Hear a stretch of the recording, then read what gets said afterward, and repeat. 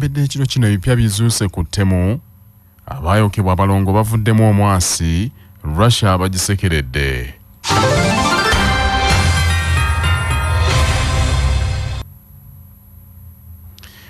Ebipya byongedde okuzuuka Kuttemu eryakoleddwa e Masaka abantu 5 nga bonna ba mu nnyumba emu bwe baatemuddwa mu kiro ekyakeesezza olunaku lw'eggulo. Omusasi waffe Tomusayi Kayinja alina ebisingawo.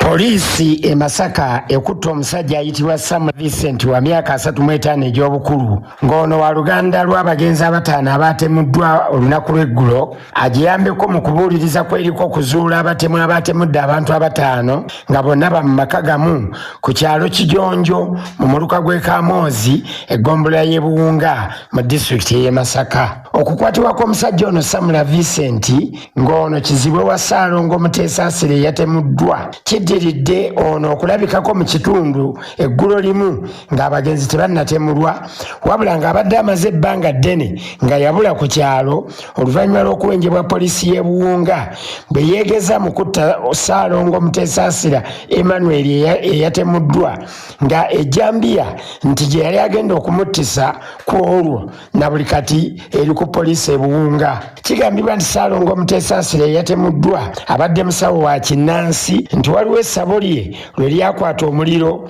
ne lyaka n'alumiriza nnyina w'ono Samula akwatiddwa nti ye yalyokya nti era yagamba ku olwo nti yenna yali alyokezza yali wakukisasulira nti era waayita ennaku ntono nnyina wa Samula eyali ayitibwa Nagirinya n'afa mu nfa etaategeerekeka mbu nga yafa aboggolanga mbwa. Kigambibwa era nti omukwate Samula nga nnyina amaze okufa yeerayirira okuwoolera eggwanga nga poliisi y'e Buwunga ku olwo yamuggulako omusango ogw'okugezaako okutta Muteesaasira bw'atyo n'abula ku kyalo okutuusa ate olunaku olwaleero lwasangiddwa mu saluuni emu ku kyalo eky'omuliraano nga n'okutamiira yeetamiiridde kyokka nga mu badduukirize enkuyanja abaabaddeeyo mu 10,000 ye teyalinnyeeyo wadde nga wa luganda lw'abagenzi abataano.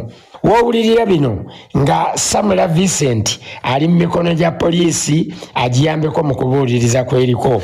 Omwogezi wa poliisi mu bukiikaddyo bwa Uganda Twaha Kasirye akakasizza okukwatibwa kwa Samula n'agamba nti okubuuliriza kukyagenda mu maaso. Kyavudde ku information eyafuniddwa nti yagezaako n'okutta omuntu ono Muteesaasira oluvannyuma lw'okumuteebereza nti yavaako okuttibwa kwa maama we eyafa ng'era yali alogeddwa oluvannyuma lw'okuba nti essabo eryayokebwa kiteeberezebwa nti maama wa Samula ono gye yalyokya. Tomusange Kayinja ku lwa CBS Masaka City. Ng'Obuganda bweteekerateekera okujaguza emyaka 30 nga nnyini-nsi Ssaabasajja Kabaka Ronald Mwenda Mutebi II atudde ku Namulondo alamula Obuganda, Minisitule y'ebyobulamu esiimye nnyo n'okusekusiima ettoffaali eddene Maasomogi ly'atadde ku kutumbula ebyobulamu bw'abantu be. Omuteregga Natalinnya Kateebe yatuuzibwa ku Namulondo ng'ennaku z'omwezi 31 Julayi 1993 ku kasozi Naggalabi Buddo era okuva olwo yafuuka mpisa ya wano mu Bwakabaka bwa Buganda. Buli mwaka ng'ennaku z'omwezi 31 ogwa Kasambula Obuganda bubeera ku bikujjuko eby'okujjukira amatikira g'empologoma. Mu myaka gina 30 Sekesa aziyeetaba butereevu mu kaweefube okutumbula ebyobulamu omuli okunga abantu okwegema endwadde zinnamutta ng'emirundi mingi yeekwatiramu n'agema abaana era Namunswa yasiima ensimbi ezikuŋŋaanyizibwa okuva mu misinde gye buli mwaka egikulembera amazaalibwa ge zikozesebwenga okuwagira ebyobulamu. Mu nteekateeka ensimbi ezo zaakozesebwa okuwagira akaweefube okulwanyisa ekirwadde kya fistula mu bakyala, okulwanyisa ekirwadde kya Kkookolo, ekirwadde kya Nalubiri ne Mukenenya, so ng'era Muzzangoma yasiima okukwata omulyo gw'okulwanyisa akawuka kaleeta Mukenenya ku lukalu lwa Afrika ng'ayita mu kkunga abasajja okubeera abavunaanyizibwa beewala okusaasaanya akawuka ku lw'okutaasa bamaama n'abaana ab'obuwala. Kyokilukoma Nnantawetwa azze akunga abantu okwekuuma akawuka ka siriimu n'okubajjumbiza okwekebeza siriimu si ye yekka wabula n'endwadde endala.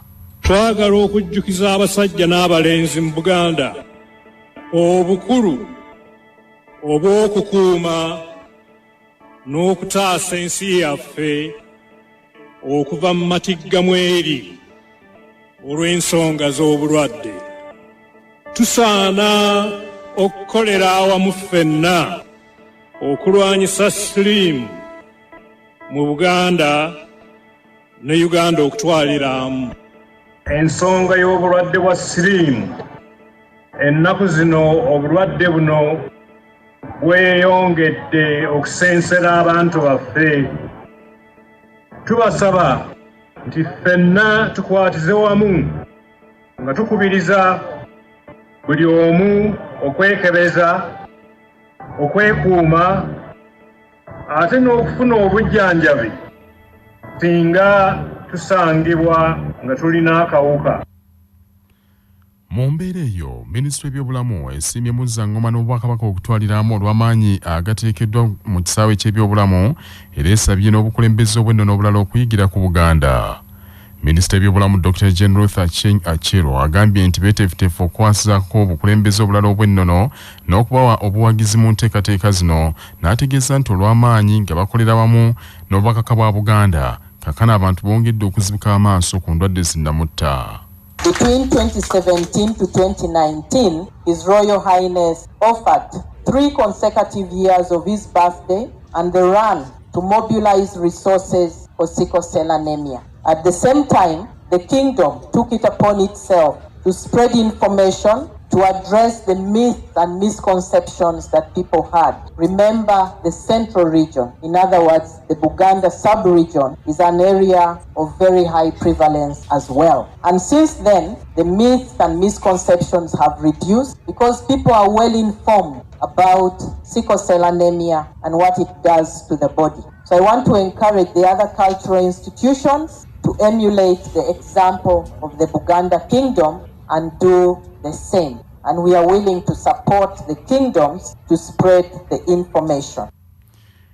Mu mbeera y'emu eyo, Obwakabaka nga buyita mu kitongole ekya Kabaka Foundation buzze buteekateeka ensiisira z'ebyobulamu abantu b'omutanda ne bajjanjaba endwadde ez'enjawulo n'okubagema ku bisale ebisaamusaamu oluusi ku bwereere naddala mu kugema ekirwadde ekya hepatitis B, yellow fever n'ebirwadde ebirala.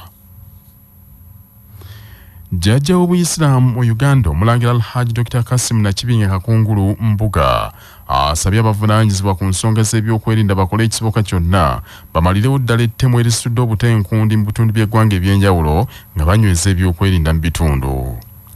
Omulangira Mbuga asinzidde Kasozi ekibuli ku mikolo egy'okujjukira amadda g'Omulangira Nuhu Mbogo Kyabasinga bwe yali ava Zanzibar n'ebirungi bye yakolera Obusiraamu. Mbuga kinoganyiza nti abantu abakola mu buyumba obwa mobile money ebiro bino bakolera ku bunkenke obutagambika olwa bannaabwe abazze battibwa.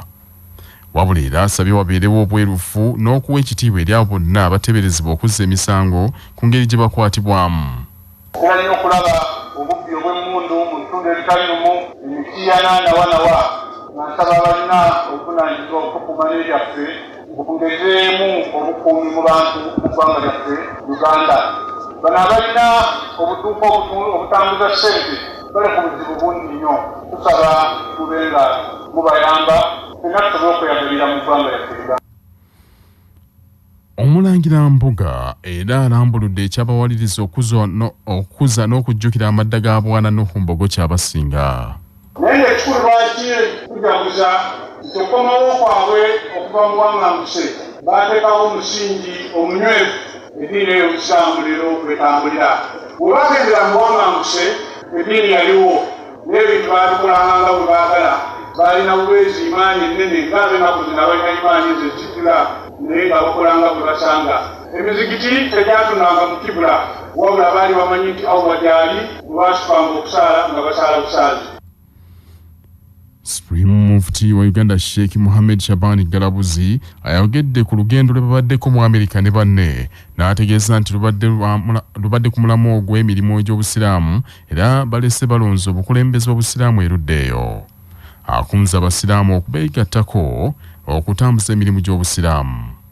Ebikolebwa mu ofiisi yaffe weebiri nyamba muzeeya kiki ekikolebwa mujje mwebiri twabuulira tulina puroguramu tulina eno tetuba okwera bwezi tuli mu ntebe nga kyatekulibwa bagambya ntambudde Uganda yonna nebuuza entambula nti obuuza bakola ki oba Masaka Koboko Arua wawa otambuza bigere netula okutambula okulusya nzibe umma esigale ng'eryemu. N'olwekyo tubakubiriza abalina obusobozi abalina obwagazi kibuli ng'obukulembeze mulye tukole obukulembeze bwaffe.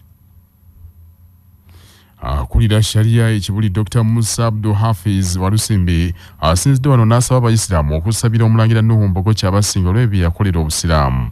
Omukolo gwetabiddwako omumyuka asooka wa Katikkiro Alhaji Twaha Kigonka Waase gattako omulangira Sheikh Alifani Lukanga Kakungulu n'abakulu abalala bangi.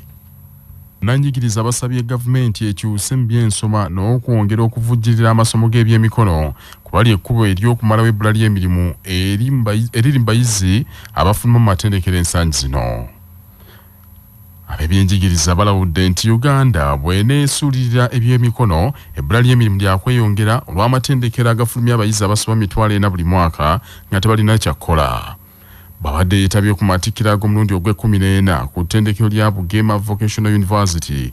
Amyuka Ssenkulu wa University eyo Dr. Pastor Israel Masiko Kafeero agambye nti ebyemikono bisuuliriddwa nnyo so nga bisaale mu kuyamba abayizi okwetandikirawo ebyokkola.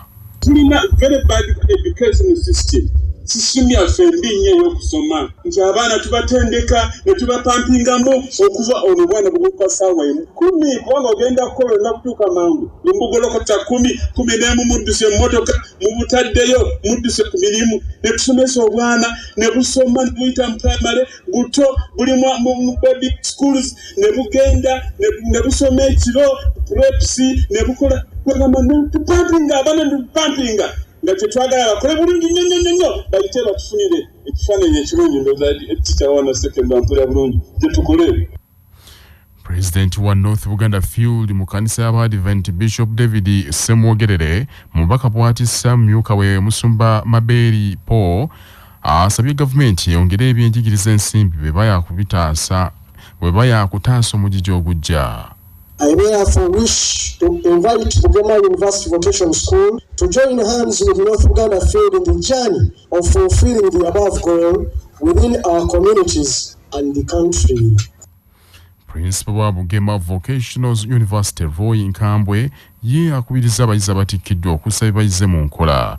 Abayizi abasomi 13 be batikkiddwa mu masomo ag'enjawulo era baweereddwa certificate ne diploma zaabwe ez'obuyigirize. Manya obuvuna obuddo obw'eddembe lyo tonyigirizibwa ddembe lyo ery'obwebange ddembe lyo nice ntangawizi tea amajani kawomera nantameggwa goteeka ku kyayi buli omu n'akwesimisa saako nice curry powder akanza alikolya n'okuba ennoga ne weenuguuna byakakasibwa UNBS.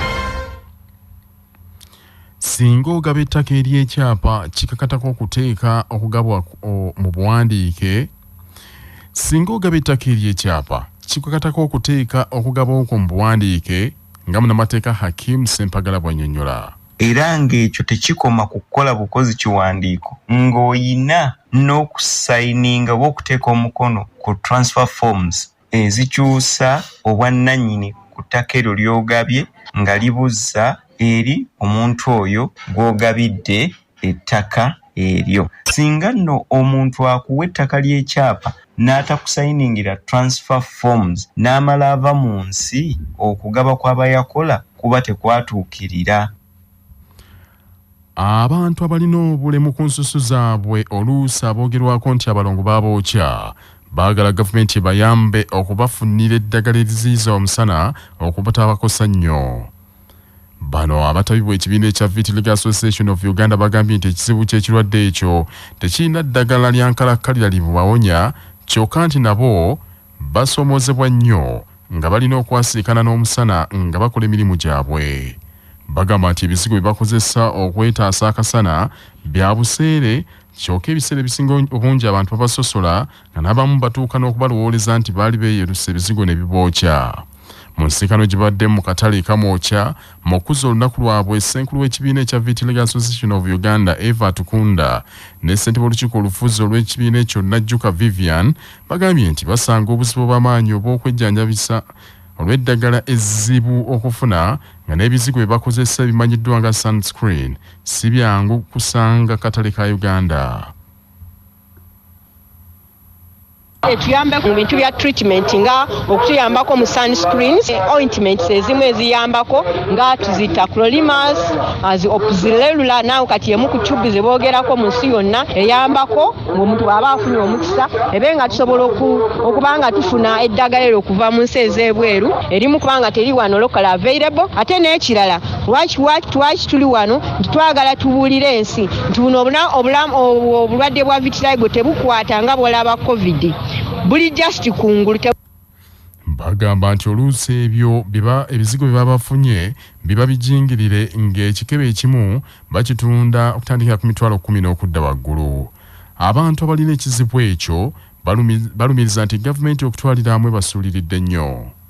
Mukatushabira penina olwadde buno nakabufuna kati ndi mu myaka 15 okusooka kyampisa bubi nnyo kubanga nali simanyi kiki abantu ne boogera ebintu bingi nga bwe najjamu olubuto lw'Abalongo wali omuntu yangamba nti nakwana omusajja w'abendi ne bandoga. Edison Kakulu tonjagala kubasaba twongere okwagala abantu bano twongere okubasapootinga era tukkirize nti buli muntu yenna asobola okufuna ekizibu kino skin nekola ki nesobola okutaataagana kisobola okujja mu baana bw'obanga ozadde omwana obanga afunye obuzibu bwa skin eno bw'ogezaako okumuyamba n'oyimirira naye asobola okuimprovinga n'asobola okujjanjabibwa. Abaweeka abeddira embogo bennyamivu olw'obuzeezezi obuvoola ennono n'obuwangwa bw'Abaganda obweyongedde ku mikolo egy'ebyobuwangwa naddala okuwasa n'okwanjula ensangi zino. Ab'embogo bagamba nti Abaganda abamu bagwereddemu ddala ensonyi nga batuuse n'okupangisa nga basenga ku mikolo egyo. Bino abaweeka babitegeezezza jjajjaabwe Kayiira Gajuule ne bamutegeeza nti ebiro bino abazadde abamu tebakyakola biraamo ekireesewo mutawaana bwe bafa bamulekwa ne batandika okukayanira ebyobusika. Bakulembeddwamu Helen Namuleme Masagazi akulira abakyala beddira embogo abalamaze ku butaka bwabwe Mugulu Musingo nga basinkanye omukulu w'ekika kyabwe Omutaka Kayiira Gajuule Kasibante gye bamusabidde ayatulire ku bazzukulu abo abawemusa obwenkaniddaawo. Jjajja abaana baffe abawala jjajja abaana tebakyatutegeera nga basenga era kyova olaba bino byonna bibaddewo jjajja ebituuse mu kupangisa basenga ebituuse abaana okulemererwa obufumbo abaana bagenda mu bufumbo n'aleka nga avudde awaka n'agenda n'agamba omukyala wali afumba emmere n'amufumbira akawumbo k'emmere olw'eggulo n'annyuka nako naddeeka n'agabula omwami naye nga embeera eyo olowooza omwana ayinza gikola kumala bbanga ki nga mufumbo. Omutaka Kayiira Gajuule Kasibante Frederick abaweeka abasabye okukola obuvunaanyizibwa bwabwe eri abaana be bazaala baleme kubaswaza nga bakuze. Muleme okwenyooma okulowooza nti omulembe guno gwe kukoze eki wekugjeyo abakyala. Abakyala babeera baki basukkulumu mu buli nsonga yonna kubanga bwe tuba tusikanze bwe nalisikira obwa Kayiira bampa lubuga wange n'omulimu gwa lubuga omukulu kwe kunnambika kwe kunzijukiza kwe kunnuŋŋamya aga awogeze sipiidi nene kitegeeza nti omukyala muki mukulu obukulu obwo nsaba tubweyambise okubeera nga tutereeza ki ekika kyaffe. Eyaliko minisita w'ebyobulamu mu bwakaka bwa Buganda era katikkiro w'ekika ky'embogo owekitiibwa Dr. Ben Kiwanuka Mukwaya abuulidde bazzukulu ba Kayiira okutandikawo pulojekiti mwe basobola okujja ssente okwekulaakulanya. Tevaamu ssente ezijja okubayamba bo ng'abakyala alina okuyamba amaka gaabwe n'abaana baabwe. Tulowooza nti kisoboka bulungi nnyo buli mukyala ali wano ng'atandiseewo kyatandiseewo naye ng'afuba okulaba tu myezi 6 ku mwaka kimuwa waakiri emitwalo 5 buli lunaku. Livingstone Nyanzi Kajjajjatto ow'essiga lya Ssemitego yasabye abakyala okwetaba mu nsonga z'ebika byabwe kubanga si za sitaani nga bwe balowooza era n'abasaba okukyazanga ne babbaabwe Mugulu jjajjabwe Kayiira abalabeko. Omulabirizi w'emityana kitaffe mu Katonda Dr. James Bukomeko Salo ng'akuutidde abakristaayo bulijjo okukola emirimu gya Mukama awatali kweganya kubali ekkubo lyokka ery'okufuna empeera mu ggulu. Omulabirizi Bukomeko asinzidde mu kkanisa ya St. Stephen's ewabigalo mu kibuga Mityana ku mukolo ogw'okussa emikono ku baana 201 n'okubasembesa ku mmeeza entukuvu n'aneeyanya abalagajjalira emirimu gya Mukama nga beekwasa obusongasonga omutali. Abato abana abanabeera abalabirizi b'enkya, abanabeera abawule b'enkya, abanabeera ababuulizi baki, abanabeera abakristaayo abakubiriza b'enkya. Byetukola kaakano tubikolera abaana baffe, temulooza bishop atutawaanya tukola kino tukola kiri. Omulabirizi Bukomeko mu ngeri enjawulo yeebazizza bataata abafuddeyo okukuliza abaana baabwe mu mpisa n'okwagala Katonda olwo Uganda ey'enkya ne wabaawoko ku ssuubi teneefuna abakulembeze abalimu ku nsa. Bebazaamu ak'ensusso kubanga bataata tubalabye bangi bagamba gw'omanyi gwewazaala omwana wo kyokka nga omwana wo yabeera waani waffe ffembi. Kyovula bano bataata nsooka kubebazaamu ak'ensusso era sijja kubaleka bajje nenda kubayingiza mu kibiina ky'abasufagiro nga bulijjo kubanga bano yentandikwa kutugenda okutandikira. Mu buufu obwo omubaka wa Papa yawummula Ssaabasumba Augustine Kasujja awanjagidde abakkiriza okunoonya obulamu obutaliimu kusoomoozebwa era abawadde gaabuwa okugoberera abawadde amagezi ge bagenda okugoberera nga basanze okusoomoozebwa okw'engeri eyo. George William Kakooza y'abirina. Ssaabasumba Augustine Kasujja okusoomooza abakkiriza bw'ati asinzidde mu maka g'omugenzi Leo ne Maria Sekayombya Makooba Katabi Busambaga mu bitundu eby'Entebbe mu kuyimba ekitambiro kya mmisa eky'okujjukira obulamu n'emyoyo gy'abagenzi bano ng'era akubiriza nnyo abakristu ti bwe bafunanga ebizibu balemenga kudda mu masitaani wabula beekwate Katonda. Oliwo omukuba ku nsolobotto ng'alina ensobi gy'akola akunyiigira n'okukunyiigira. Na bano abantu Isaaya omulanzi bwe yalangiriramu ekigambo baamunyiigira bunyiigiza ate nga tebaagala kukikkiriza oba kukyusa bulamu bwabwe. Bwe tuba mu buzibu obwa buli ngeri, oba oli mulamu oba oli mulwadde oba oli mukoowu, bw'obaako abakuwalana oba abakukwatidde obujja, teweerabiranga ekyo, Omukama ali naffe. Abaana b'enju eno nga bakulembeddwamu Anet Sekayombya Najjombwe bakubiriza abatuuze n'abantu b'omu kitundu kino okukuumanga obumu mu maka newankubadde nga bakadde baabwe baba bavuddewo, kibayambe okutwala mu maaso ebitiibwa n'amannya g'abakadde baabwe. Webale George William Kakooza. Amalala okuva mu Ekereziya evumiridde obulimba, enkwe n'obukuusa ebibuutikidde ensi eno naddala mu bakulembeze ab'ensangi zino ekireetedde abantu okukola ebyekko eri abalala n'abamu okufuuka abatiitiizi. Cathedral Administrator wa Lutikko Rubaga Reverend Father Chirizi Mayanja Sali yakaatiriza ebyo bw'abadde akulembeddemu ekitambiro ky'emmisa n'agamba nti abantu ab'obuvunaanyizibwa naddala abakulembeze batuuse n'okulimba ekyo ekirabika. Ekintu ekyangu ennyo n'omwana omuto kyategeera. Waliwo mu famire emu akawala ne kafuna olubuto akakyali mu disitulikiti. Ne bagamba kawala gw'olabika wasobye, abakyala abakulu babiraba mangu. Akawala ne kavumaavuma buli kiramu ekyali awo nga bye bamumanyira, bamusibako amatu g'emuzzi okumuliisa engo, ne koogera ebigambo bingi nnyo. Jjajja waako nainsistinga nti mwana gw'oli lubuto. Akana ne kakati jjajja tanjagala, ne koogera ebintu bingi nnyo. Ate munnange era olubuto lukula luddawa, era olubuto lwagira ne lukola ki ne lukola ki. Ate bannange nange nali kale naye amazima abooluganda Yesu yagamba temweraliikirira kubanga mugenda kuyigiza amazima tebagakweka kibeki amazima the truth is power. Viika Jeno w'essaza erya Kampala Monsignor Charles Kasipante mwennyamivu olw'amasomero agatafuddeyo okusomesa baana essira ne bateeka ku kufuna obufunye ensimbi n'agamba nti gano ge galeetedde omuwendo gw'abayizi ab'ekibogo okweyongera mu ggwanga lino. Babadde akulembedde mu mmisa ey'okujaguza emyaka 50 essomero lya St. Javira Primary School Lweza gye lyakamala mu kisaawe ky'ebyenjigiriza. Monsignor Kasipante agambye kiruma nnyo okulaba nti abaana bangi tebamanyi kuwandiika yadde okusoma ennimi ennansi, kyokka era nga n'engwira tebazimanyi, so nga ensimbi buli mwaka ku mwaka amasomero gakanda abazadde ensimbi ne bafukumula.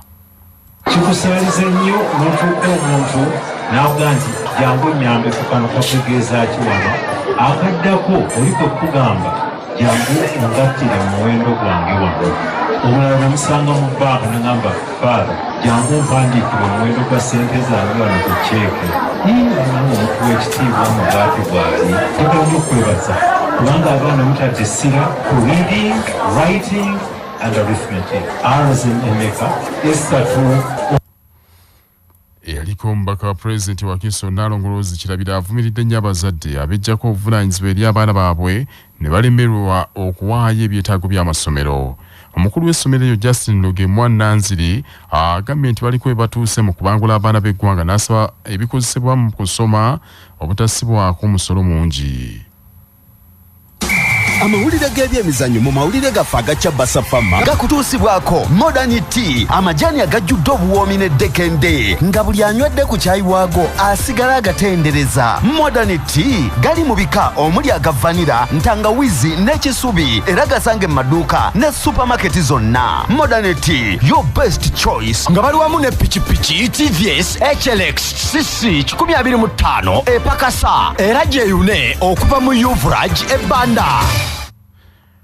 Omwami wa Kabaka atwala essaza Butambala Katambala Haji Magala Suleimani atongozza ttiimu y'essaza Butambala egenda okuvuganya mu mpaka z'amasaza ez'omwaka guno. Ttiimu eno Katambala agitongolezza mu kisaawe Enkookoma mu mupiira ogw'omukwano Butambala gw'ezannya ne Kyaddondo. Butambala ewangudde Kyaddondo 2-1 nga ggoolo za Butambala zitebeddwa Kimera Kenneth ne Adrian Owakigui ate ya Kyaddondo etebeddwa Sembatya Jackson. Katambala yabazizza bannabutambala abagenze mbungi okuwagira ttiimu yaabwe. Butambala mu mpaka z'omwaka guno yateekeddwa mu kibinja Bulange ne Bulemeezi singa obugerere Busujju ne Buvuma era egenda kuggulawo nga ekyalira Bulemeezi ng'ennaku z'omwezi 2 ogw'omusanvu mu kisaawe Kasana Luweero.